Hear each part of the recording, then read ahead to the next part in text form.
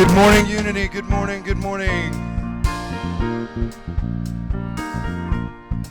Well, she's here with us once again. It's been a minute since she's been here. We're so happy she's here. Won't you please welcome our featured soloist, Miss Michelle Doyle.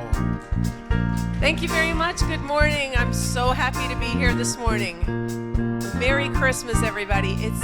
Tis the season, isn't it? Please come in, find a seat. Don't be afraid to sit next to somebody you don't know.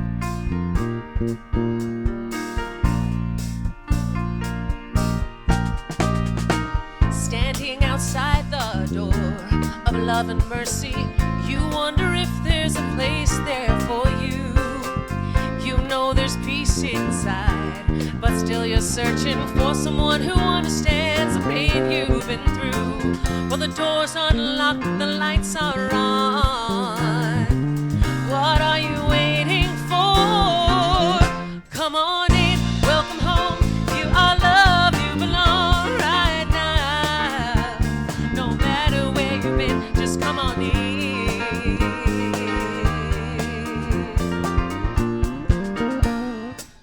You'll find a place of rest in the arms of spirit. God has waited so long for your homecoming day.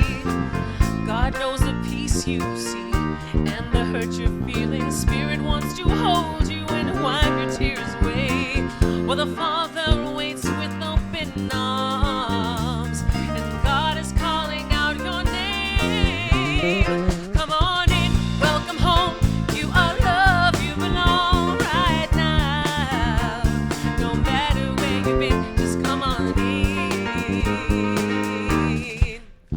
Well, there's room enough in the house of love for someone just like you. Come on in, welcome home. You are loved, you belong right now. No matter where you've been, come on in, welcome home. You are loved, you belong right now. No matter where you've been, just come on in. Come on in, welcome home. You are loved, you belong right now. No matter where you've been, come on in, welcome home. You are loved, you belong right now. No matter where you've been, just come on in.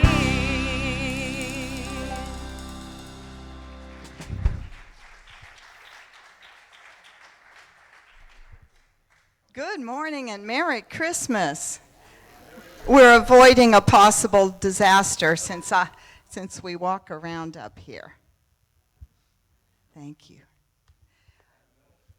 That's perfect. Good job. As our 2-year-old granddaughter says, no matter what you do, she'll say, good job. All that positive reinforcement she gets. Well, welcome everybody. I'm Bev Spivey, spiritual leading here with my wonderful husband, Reverend Lawrence Palmer. We look forward to this holiday season with you. And we're especially happy to have our musicians with us. And before James introduces them, yes, James McCoy, I just want to tell you about Michelle. Her energy is really infused in here because Michelle was our vocalist for the entire first year as we were building back this community in 2011. So nice to have you back, Michelle. And not to shortchange the rest of you, James McCoy, our music director. Thank you. Good morning.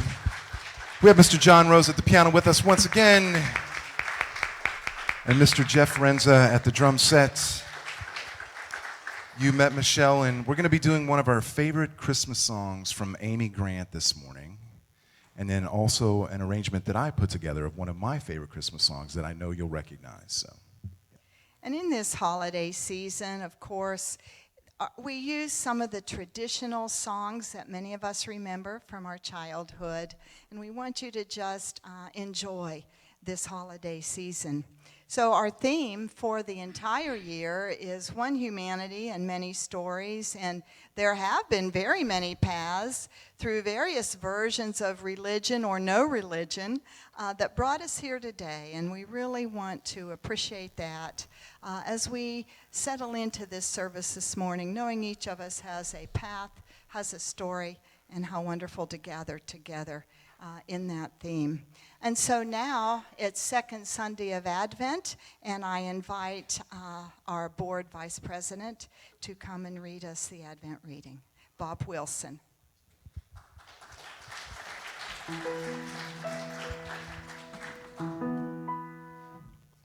Good morning, everyone. The daily word for today is peace. Embodying the peace of God, I create a peaceful world. Silent night, holy night, all is calm and all is bright. I know peace as I hear the first words of this beloved Christmas carol. Wells up from the depths of my being, a place of silence filled only with the awareness of God. The peace of God refreshes and restores me each time I visit this inner sanctuary, replacing anything unlike itself. My consciousness remains calm and bright as I return to the many activities of the day. As I embody peace, stress, tension transform into productive energy. Peace shows me that there are possibilities for good in every situation and in every relationship. Thoughts of peace, words of peace, and peaceful actions fill my day. I embody peace to help create a peaceful world. That scripture comes from Isaiah 26, verse 3. Those of steadfast mind you keep in peace because they trust in you. I'd now like to light the Advent calendars for last week and today.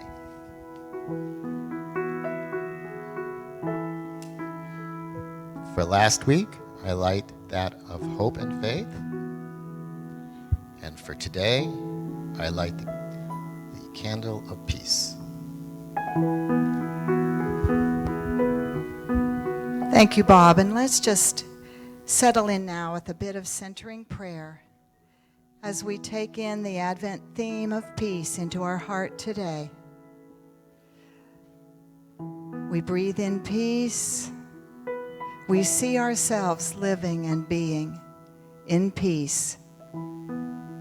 As we move into this service today, we let go of all things that are not peaceful, and we be here together in peace. And so it is. Amen. And now let's stand and sing one of our holiday traditional Hark the Herald Angels.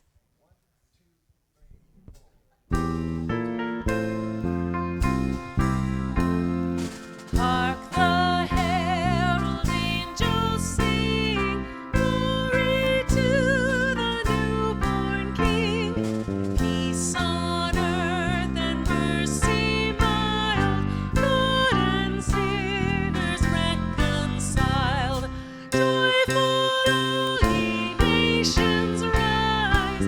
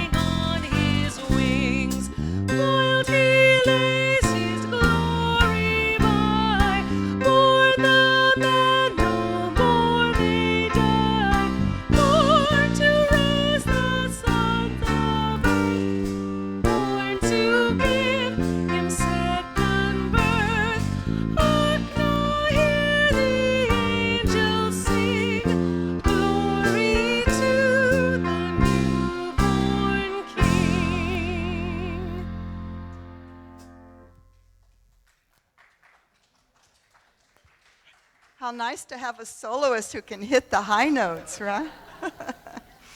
If you only know all the alto parts, though. Yeah, I By know the heart. alto parts. We all want to welcome any of you who may be here for the first time. So we ask, if this is your first Sunday with us, would you raise your hand? We have a welcome brochure to give you. Is there anybody here for the first time? Well, welcome. Nice to have you Welcome. here. We also want to welcome our live streamers who are joining in today. Welcome to this spiritual family this morning.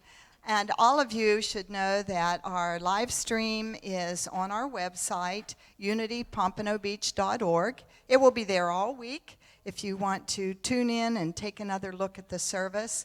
And then after this week, when we air the new live stream next week, our podcasts are there available with one of the menu items at the top where you can go back and refresh your mind on any of the services or those that you may have missed. It's the portion of the sermon only, the lesson only on the podcast, and they're there for the whole year and more. So do take advantage of our website where you can see all of the events and happenings listed, and you can also use the contact link there to send us any messages that you would like us to respond to or know about. So welcome everybody. There is fellowship time always after our service. We do enjoy socializing and getting to know each other. So next door in Fellowship Hall is fellowship time, and we invite everybody to go there. Prayer is also important to us, and the prayer chapel is the first room on the right, and as you go into the next building, there is a prayer chaplain there half an hour before the Sunday service, and also half an hour afterwards.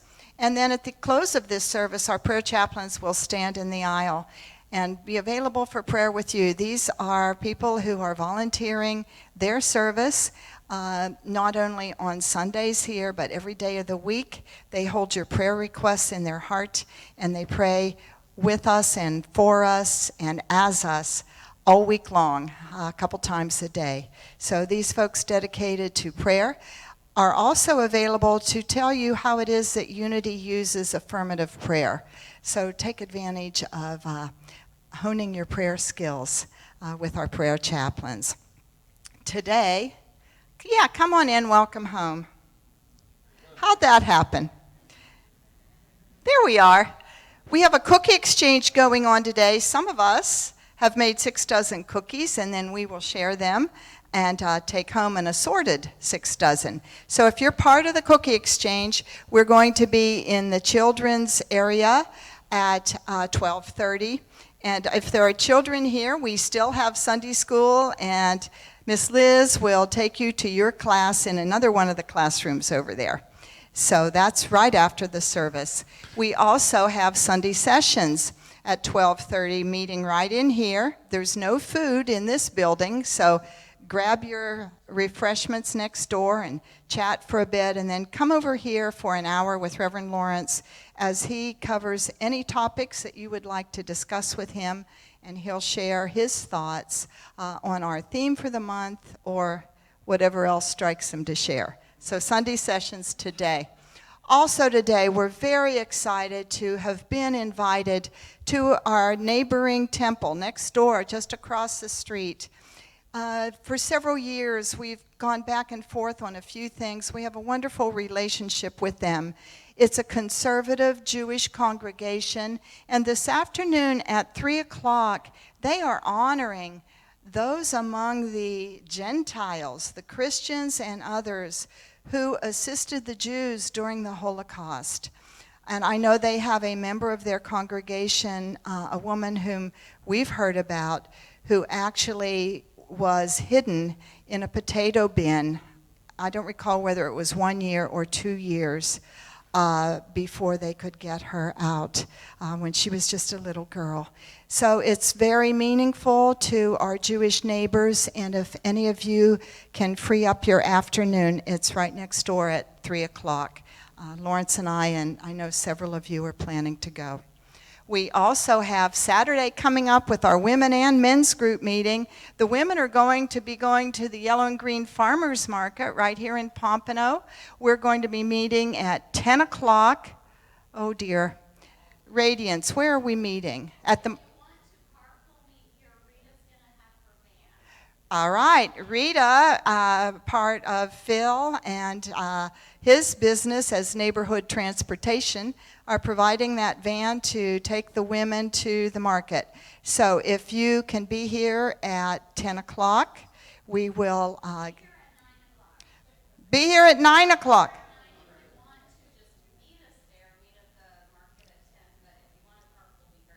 Okay, to carpool, be here at 9.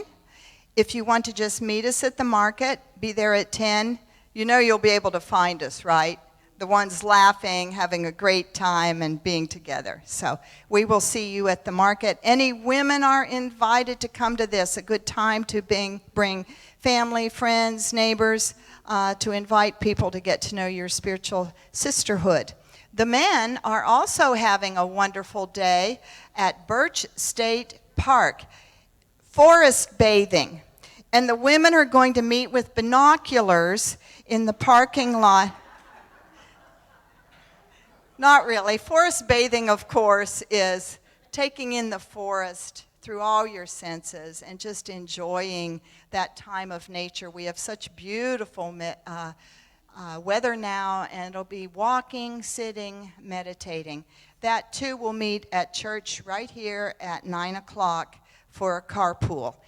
For the men, this is any men, friends, neighbors, whoever you would like to invite. Again, it's another opportunity to introduce your community to others. And as we build that brotherhood and as we build the sisterhood, it's a wonderful way for spiritual community. And many of our folks don't have a spiritual community. So think of those you know and invite them. We also have next week a workshop about biblical Christmas, about what is myth, what is magic, what is the meaning. Unity does not take the Hebrew scriptures or the Christian scriptures from the first century. We don't take them literally. There's much more symbolism and meaning there. You may know there are 2 different Christmas stories, and that may have you confused. So come out next Sunday. It's a love offering basis. It will be here in the sanctuary at 12:30, and we'll finish by 2 o'clock or so, and have our discussion about Christmas. Bible is my forte, and I've learned so much and grown so much from the study I've done, and so I invite you to come out for that. We have a wonderful conference coming up, and this is Infinite Possibilities. It's presented by friends of ours who have a Reignite Your Light conference. They held one in June at one of the big hotels. They are choosing Unity of Pompano as their venue this time. We have 350 seats here, and we would love to fill them up. The rate to attend is $149 if you go in advance, and they have given us a discount of $35 off. In addition, starting today and the next 2 weeks through the 22nd, they are giving us, Unity of Pompano, a 2-for-1 special. So please take advantage of that. Bring someone with you and get that online in the next 2 weeks.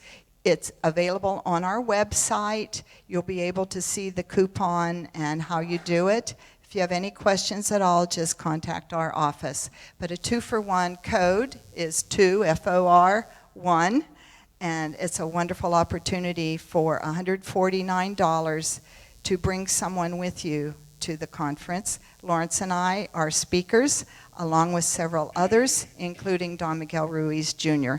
So something to look forward to. So now let's stand and look forward to greeting each other.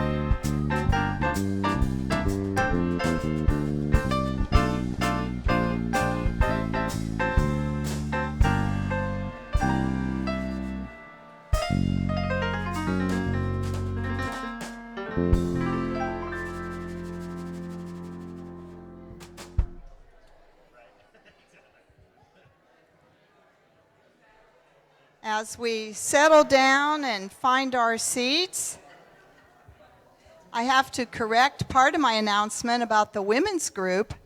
I had it in my head that we were going to be here at the market in Pompano, but I guess I should go to the website and check the details.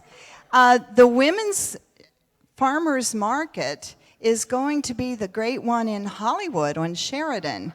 So I know some of our group live down that a way, so just meet us there and enjoy it. So we'll be there at 10 o'clock, farmers market for the women's group in Hollywood on Saturday. So now that I have your attention, let's settle in for the remainder of our service time as we lead into meditation. I thought I would help get our focus there by reading from our Advent booklet about today's word of peace. The scenes of serenity and easy camaraderie depicted on Christmas cards can fade in the face of more irritating facets of modern life. Overwhelm seems to be everywhere, and yet the call rings out, peace on earth, goodwill to all. What kind of world could we create if we committed to peace, to think peaceful thoughts, feel peaceful feelings, and act peacefully? What if we lived as though peace were an inside job, which of course it is? Even as we enjoy the gifts of the season, so too can we experience its frustrations. Traffic, long lines, depleted store shelves, overloaded schedules, possible family disharmony. Our Unity author, Eric Butterworth, wrote, "Things may happen around you, and things may happen to you, but the only things that matter are the things that happen in you." So let us focus on peace today as we prepare for this time of meditation.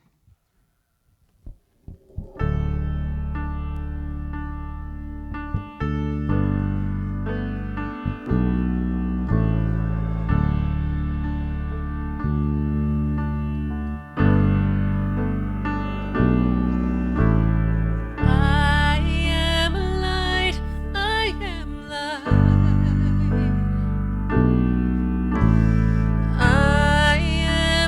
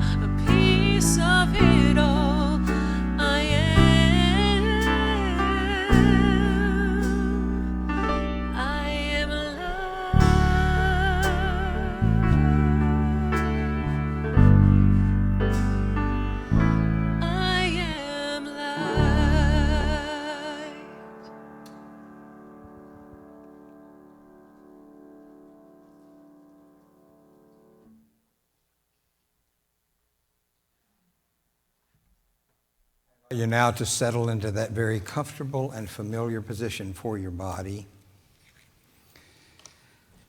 And as you do, you can give your body permission to relax, to let go, to let be. And with that loving permission, your body will immediately move its focus from the outer to the inner. You can give that same loving permission to your mind and allow your mind just to relax, just to be.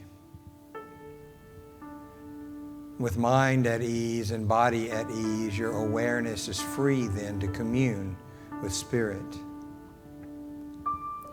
This time of stillness is your time. Allow it to be exactly what it is that you need for it to be during this time. But as we are sharing in this second Sunday of Advent, I invite you to be open to a sense of movement.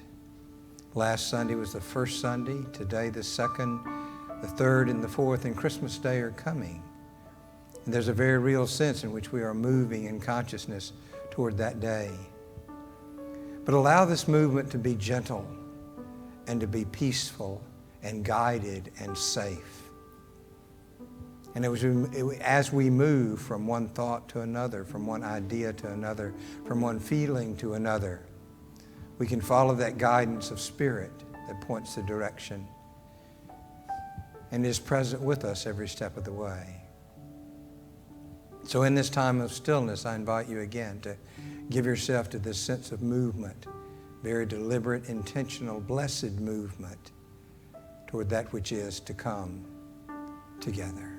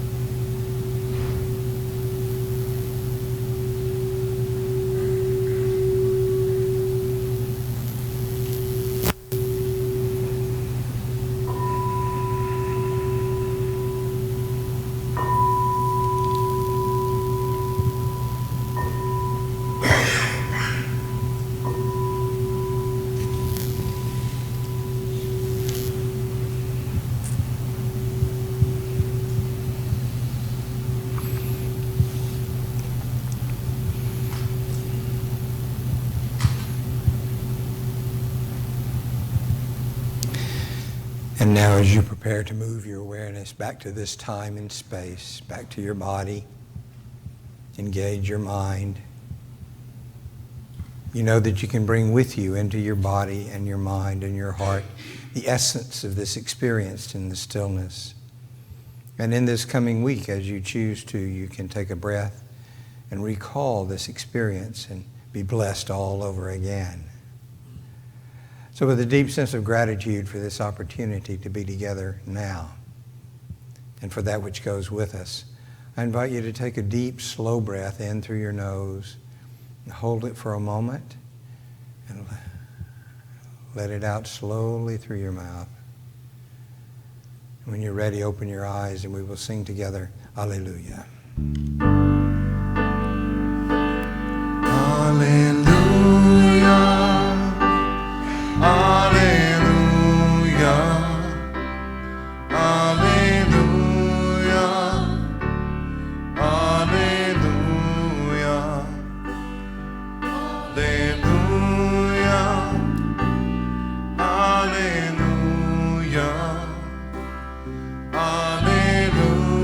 Alleluia. Alleluia.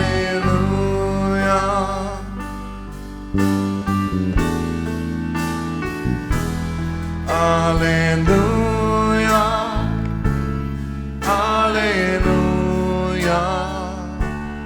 Alleluia. Alleluia.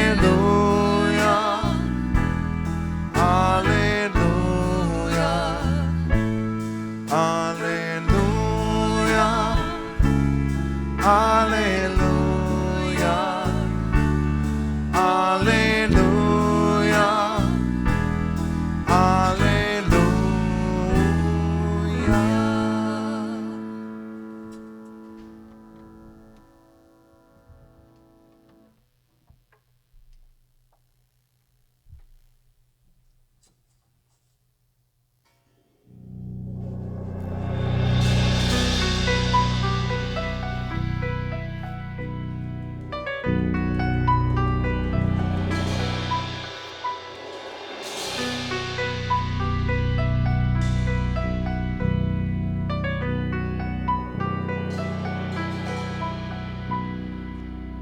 I have traveled many moonless nights, cold and weary, with a babe inside, and I wonder what I've done. Holy Father, you have chosen me now to carry your son.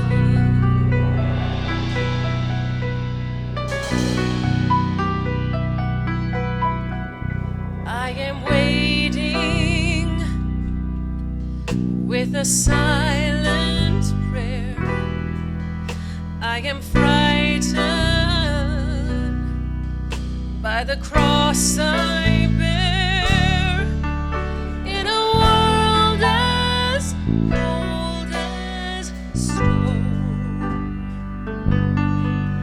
Must I walk this path alone? Be with me now. Be with me now. Breath of heaven, hold me together. Be forever near me. Breath of heaven. Breath of heaven, light up my darkness. Pour over me your holiness, for you are holy. Of heaven.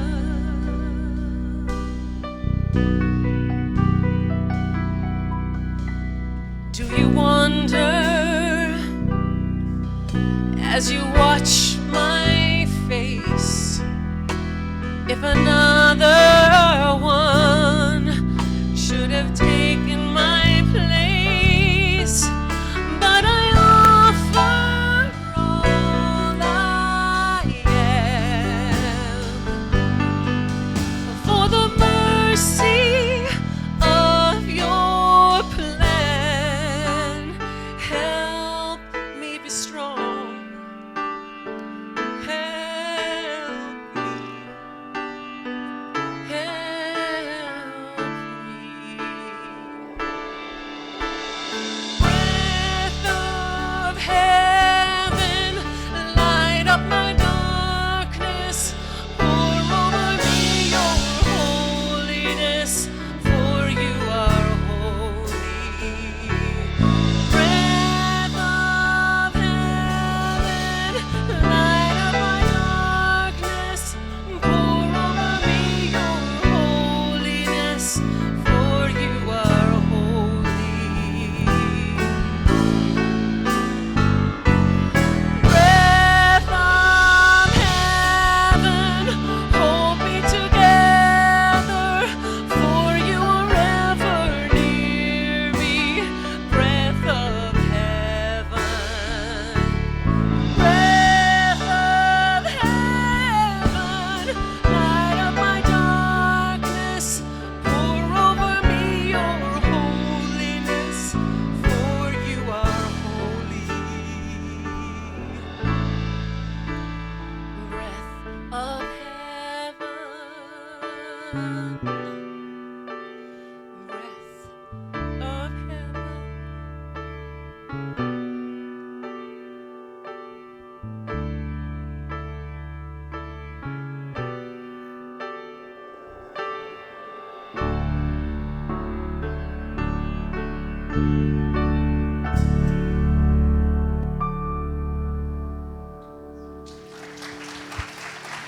That's Michelle Doyle. It's the music of Amy Grant.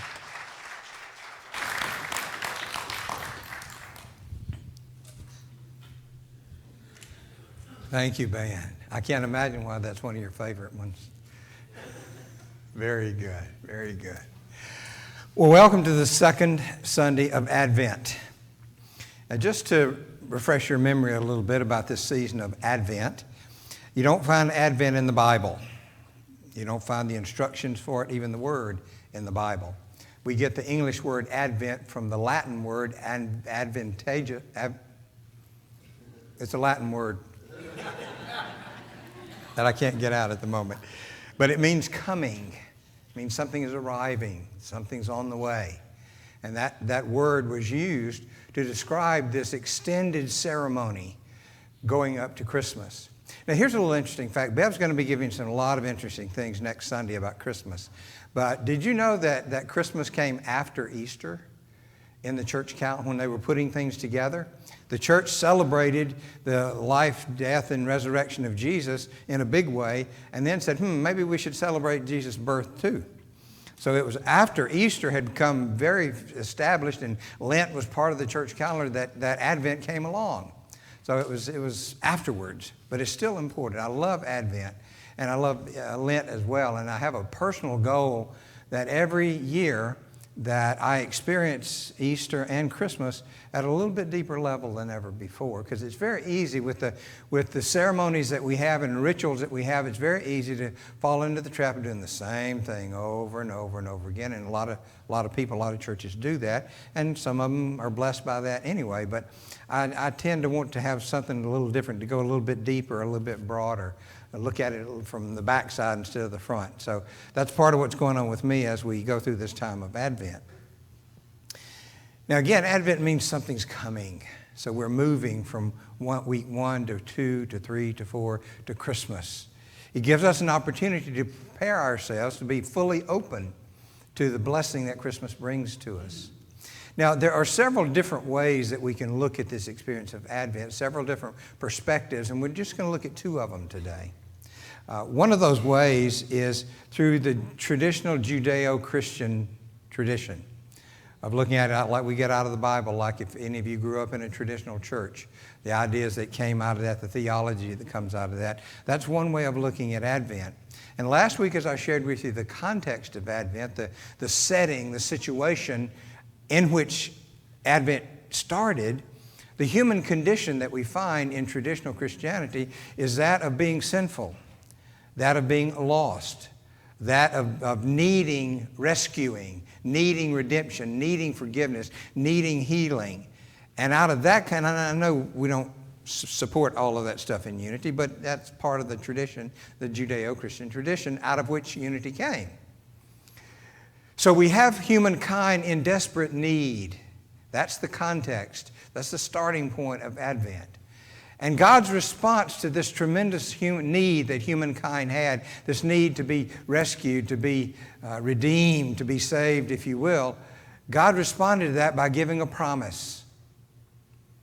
And we find that promise presented, interestingly enough, at least from my vantage point. Some people don't agree with me, but everybody has a right to be wrong. I think Advent actually started in the Garden of Eden. Because after Adam and Eve, according to the story, don't get hung up on the literarity of the story. But according to the story, after Adam and Eve had disobeyed God and done something they weren't supposed to do, they got in big trouble, right? And their clean, pure relationship with God had been broken, and the separation had been inserted into that relationship. And before God kicked them out of the garden, God said to Satan, who was part of a player in this game as well, he said that man would crush his head, and Satan, the serpent, would bruise or strike the heel of humankind. Now, striking a heel is not fatal, but crushing a head is pretty fatal. So the implied promise in that is that everything's going to be made right. That which is broken will be mended. That which was lost will be found. That which has been injured will be healed. And it'll be a big thing. That light will overcome dark. And error will be overcome by truth. That's the promise that was given from the very, very beginning.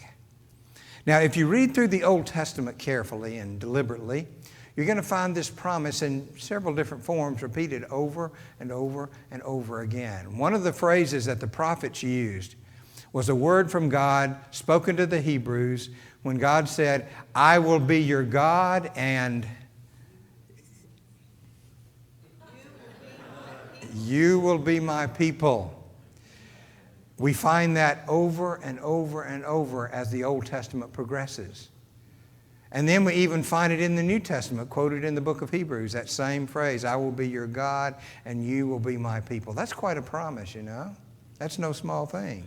That promises restoration. That promises bringing back into harmony that which was fractured and putting together that relationship once again. Now, this promise was given at a time, and it was reiterated at times when the people really needed to hear that. Because they'd come to the place of feeling that separation and believing that separation and living in that way. And as I mentioned last week, there was a history of the people getting close to God and then running away and playing with idols and then getting back close to God and doing something else. That cycle went over and over. And every time that cycle happened, that promise got repeated. "I will be your God and you will be my people." So for the injury, there was healing. For the lostness, there was foundness that had been promised to them. Now, the Hebrew people lived for thousands of years with that promise. Now, I'm not going to get into the fulfillment yet. That's going to be Bev's job in a couple of weeks. But they lived in that promise for somewhere between 2,000 and 5,000 years. That's a long time to be hearing a promise over and over.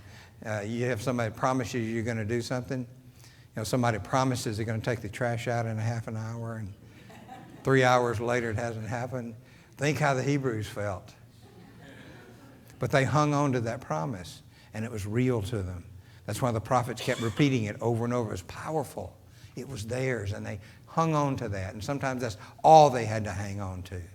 Because the history of the Hebrew people has been one of persecution. It's been one of brutality. And there have been whole cultures that have completely disappeared under less persecution than what the Hebrews experienced. And part of that, I think, is them hanging on to this promise. "I will be your God and you will be my people." And there was also the promise in Isaiah, the scripture in Isaiah is used for this purpose, to say that there's an individual coming who's going to bring this blessing, this fulfillment. And of course we see that as Jesus. And what happens very often in developing these traditions and these rituals is you look back and say, oh, here's evidence way over here in the Old Testament for what we're doing now, and it fits perfectly. You heard the phrase that in order that the Scripture might be fulfilled? That's just a fancy way of saying we're going to back up and say this happened for this purpose up here. Now, I'm not saying that's dishonest, but you just need to know that that's happening.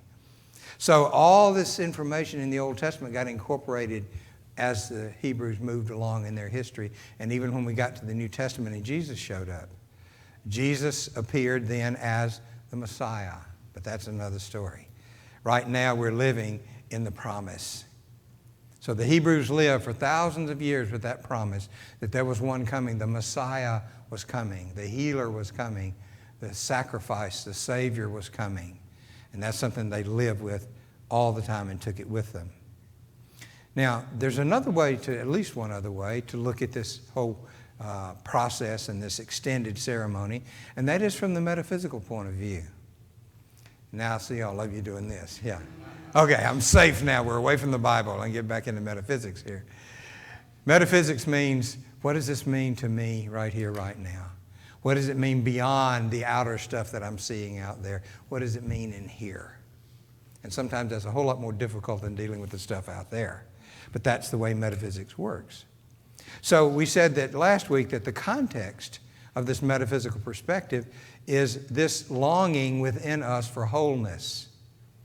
Now, we say very often, and I hope it doesn't get too old that we don't use it anymore, but it's very meaningful that we are spiritual beings having a human experience, yes.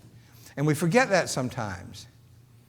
And the context in which Advent happens in that metaphysical perspective, the situation, the circumstance under which Advent begins from a metaphysical perspective, is each of us realizing that we are whole in truth, but we're not feeling it right now. And we don't have a full grasp of it, and we can't express it fully. There's something inside of us that we can't seem to get out. There's a longing that's not satisfied. That's the situation where Advent begins from a metaphysical perspective. Because within us, there is not only this sense of longing and desire for wholeness, for experiencing that, there's also the knowing that there's a filling of that. We know that if there is a longing, there is most certainly a satisfaction of that longing. We know within us that if there is an idea, there is a form that matches that idea somewhere. If there is a hope within us, there is a satisfying of that hope somewhere along the way. And that is the promise that we live with metaphysically. Knowing the truth within us and trying to bring it out from a spiritual perspective into our humanness here. So we live in that promise just as the Hebrews lived for so long with that promise, I will be your God and you will be my people and the Messiah is coming. We also live with that knowing, whether it's an outer reality at any time or not, we live with that knowing that for that longing that is within us, there is a fulfillment, there is a satisfaction. That is a promise that we live with. Else why bother?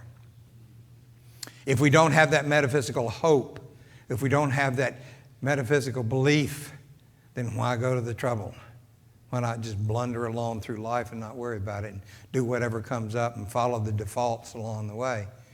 But you're here, so you're not doing that. You're interested in something else. You're interested in that fulfillment. You're interested in touching and understanding that longing that is within you and finding a way that that longing can be satisfied and then expressed perfectly out into the world. And that is our destiny from a metaphysical point of view. So your homework for this week is to live in the promise. Now, I want to caution you. I've heard this so much in unity circles and in New Thought circles. Anytime something comes up about traditional Christianity in the Bible, everybody goes, ooh, no, not that stuff. Even if you don't, and surely you don't, when you don't agree with the theology of traditional Christianity, don't throw it away. There's still something good there. There's still some blessing there. There's still some things that you need to know that are helpful to you along the way. So this week, live in that belief. Live in that promise of traditional Christianity that something is coming. We're not done yet.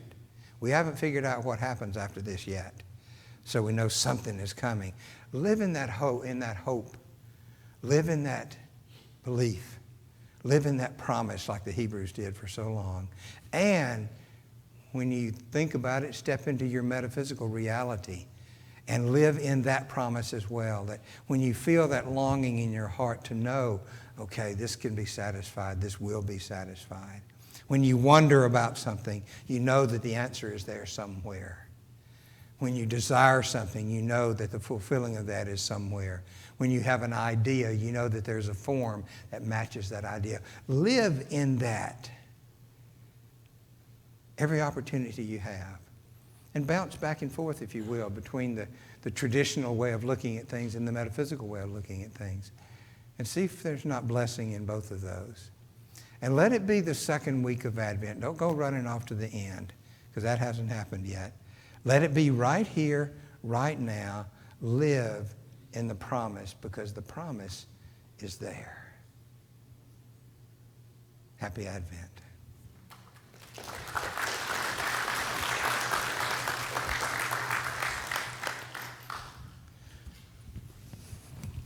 And as we prepare for a time when we take an offering, I'd ask you to think about your commitment here and your desire to have more and more spiritual instruction that takes us from the transition from that teaching, which is ancient. And they saw the world in many different ways than we know the world to be now. So we appreciate all that you give here so we can continue our work, our passion to being spiritual beings, shining our light everywhere. And we thank you for all that do that, for the time you give here, for certainly the love and the prayers, and certainly your finances. So I call your attention in this shopping season, if you go to smile.amazon.com, your same shopping cart, your list of favorites, your orders are there. It's not a different place. But if you sign up through smile.amazon and choose Unity Pompano Beach, then a small portion of all of your shopping through their charitable component is given to us. So I know so many of us are online shoppers. We would really appreciate if you would just take a few moments to do that, and then it's all set for you. Another thing as you enter into the end of the year, and some of you looking at your pre-tax preparation, if you're required to take a minimum distribution from an IRA, you know that'll come straight off your taxes, and it would come to us as a charitable donation. So if you have any questions about that, John Fitzgerald is our treasurer. Stick your hand up, John. He's saying, "What is she doing to me?" John knows how to do this. So, and anything else, if you have end-of-year matching funds or just some extra giving, we certainly appreciate all that you give here. So let's bless it. Oh no, I wanted to tell you, oftentimes, you know, we tell you that we believe in tithing. We believe in taking 10% for spiritual food and spiritual support. Occasionally, we use some of that 10% to do things that we are not doing here, but we would like to. One of them is feeding the homeless. And so a portion of our tithe from last month was sent to Broward Outreach. It was can anybody read that? $256.25, which was 1/4 of our tithe for the month, went to Broward Outreach in their Thanksgiving appeal. And I thought you'd appreciate knowing that. We did a similar thing in September when we sent in a donation for hurricane relief to the Bahamas. So thank you for your gifts. Let us bless them together. With a grateful heart, I acknowledge God as source of all that is. Today, I let go of any concern of lack and allow good to unfold in my life. Good is mine, good and more good is mine, and ever increasing good is mine. Everywhere I go, I see this good. I feel it, I experience it, I freely give it, and it multiplies itself around me. And so it is. Amen. When I was a little kid, this next song, "Do You Hear What I Hear," was always one of my favorite songs around the Christmas season. So a few years ago, we came up with this arrangement. So.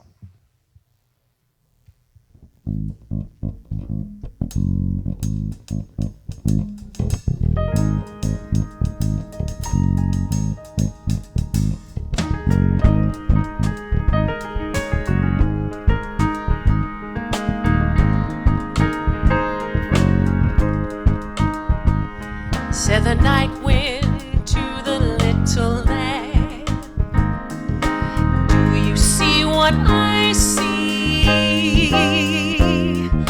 Way up in the sky, little lamb, do you see what I see? A star dancing in the night with a tail as big as a kite, with a tail as big as a kite. Said the little lamb to the shepherd boy, do you hear what I hear ringing through the sky, shepherd boy? Do you hear what I hear? A song high above the trees, with a voice as big as the sea, with a voice as big as the sea. Said the shepherd boy to the mighty king, do you know what I know? In your palace warm, mighty king, oh, do you know what I know? A child shivers in the cold. Let us bring him silver and gold. Let us bring him silver and gold.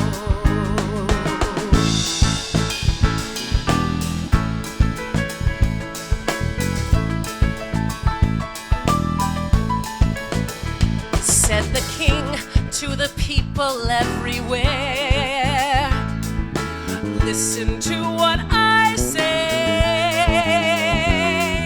Pray for peace, people everywhere.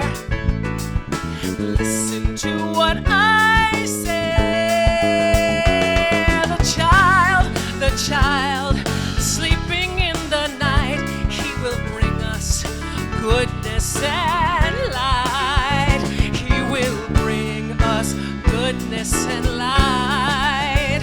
He will bring us goodness and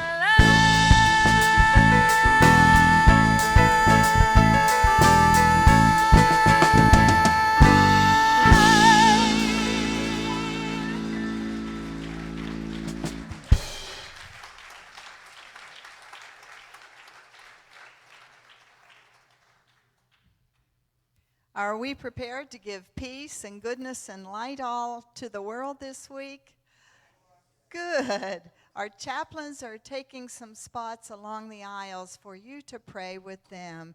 Cynthia and Bob over here. Carmela is joining in. Dina, Radiance, and Nick. They would be so pleased to have some brief prayer with you as you start your week with peace, goodness, and light. So let's stand as we bless each other on our way today. The light of God surrounds us. We are the light of God. The love of God enfolds us. We are the love of God. The power of God protects us. We are the power of God. The presence of God watches over us. We are the presence of God. Wherever we are, God is, and all is well.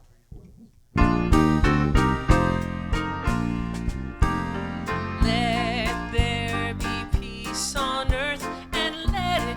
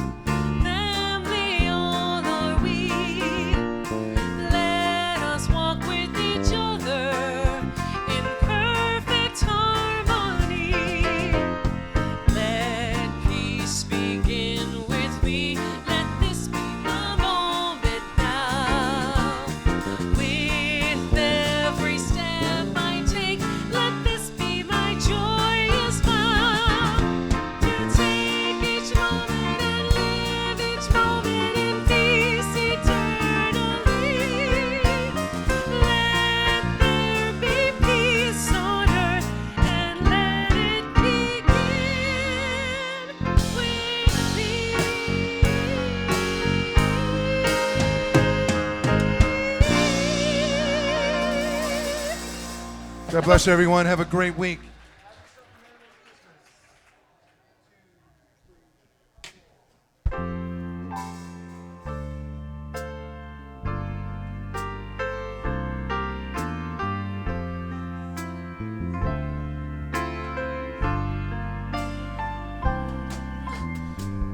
Have yourself a merry little Christmas.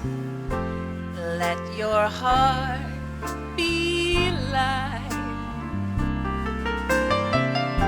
Next year all our troubles will be out of sight.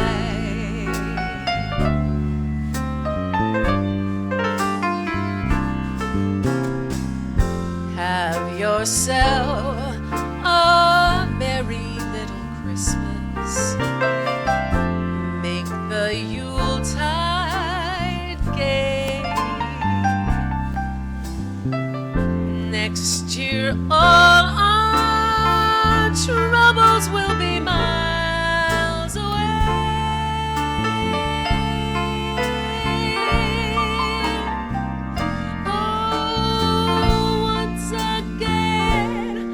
As in olden days, happy golden days of yore.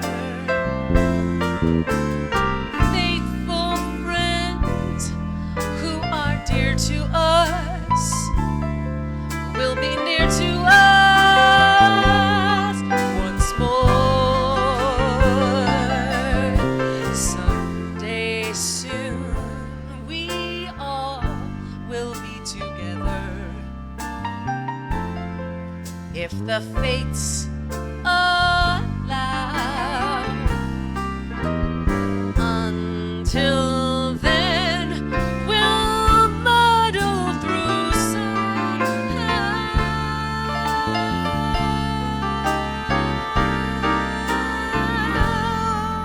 and have yourself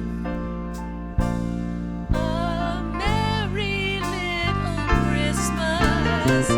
Have yourself a merry little Christmas. Have yourself a merry little Christmas